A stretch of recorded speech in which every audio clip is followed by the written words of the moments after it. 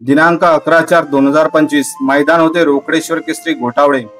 या मैदानात हिंदकेसरी बकासूर पळणार असल्याने त्याचा पायरा कोणासोबत असेल याची चर्चा सोशल मीडियाच्या माध्यमातून सुरू झाली। बक्या मैदानात आहे म्हटल्यावर गर्दी तर होणारच। लाखो बैलगाडा प्रेमी लाईव्हच्या माध्यमातून मैदान पाहत होते। गट क्रमांक 8 तास नंबर 3 मधून हिंदकेसरी बकासूर आणि लक्ष्याची गाडी मैदानात पळाली आणि सेमीसाठी पात्र झाली आणि बैलगाडा प्रेमींमध्ये उलटसुलट चर्चा सुरू झाल्या। कोणी बकासूरला सेमीसाठी पात्र झाल्याबद्दल शुभेच्छा दिल्या, तर काही जणांनी पायरा बघून आज सेमीलाच घरी जाणार अशा कमेंट केल्या, तर काही जणांनी वेगवेगळे सल्ले दिले। असो, हे तर चालतच राहील। सेमी फायनलला सुरुवात झाली आणि सेमी 7 तास क्रमांक 4 मधून बक्या आणि लक्ष्याने तुफान वेगाने अंतराने सेमी पास करून दिमाखात फायनल मध्ये प्रवेश केला।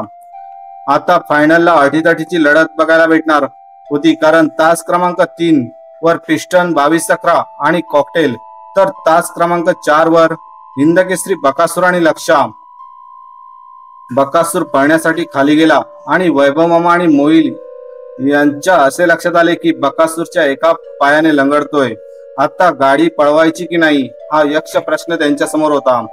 गाडी पळवली नाही तर उलटसुलट चर्चा होणार याचं दडपण त्यांच्यावर होतं। अखेर काळजावर दगड ठेवून त्यांनी बक्याला पळवण्याचा निर्णय घेतला आणि या महादेवाच्या नंदीने 3 पायांवर पळून आपल्या नावाला साजेल अशा दिमाखात फायनल पळून 2 नंबरचा मानकरी झाला।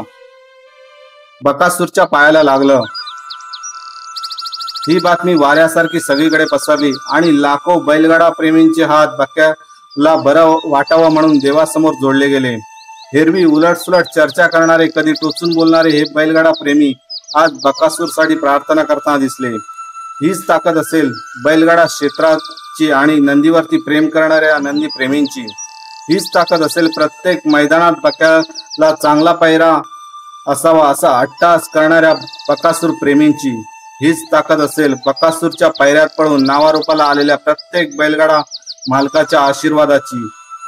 आणि त्याचंच फळ म्हणून सातारा येथे बेडर गावामध्ये उपचारानंतर बकासूर परत एकदा न लंगडता चालताना दिसला।